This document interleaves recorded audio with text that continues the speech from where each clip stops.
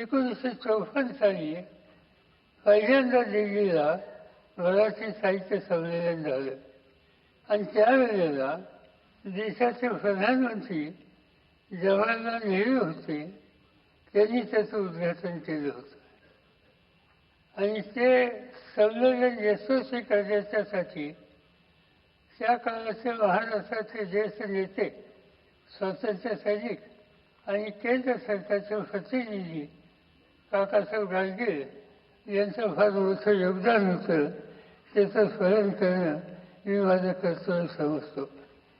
जवाहरलाल नेहरूंनी जसं संमेलनाचं उद्घाटन केलं त्याचीच पुनरावृत्ती होताना 70 वर्षांनी या संमेलनाचं उद्घाटन प्रधानमंत्री नरेंद्र मोदी यांच्या हातून होतंय याचा मला आनंद आहे. एक गोष्ट मी आपल्याला सांगतो की ज्या वेळेला त्यांना निमंत्रण देण्यासाठी मी गेलो तर त्यांनी अक्षरशः एक मिनिटसुद्धा लावला नाही. महाराष्ट्राचा हा कानार, हा सोहळा आहे, सारस्वतांचा हा सोहळा आहे, माझी उपस्थिती आहे आणि तुम्ही कामाला येणार. आपल्याकडं चंद्रभागेच्या काठी आचार्यांनी क्रांती केला.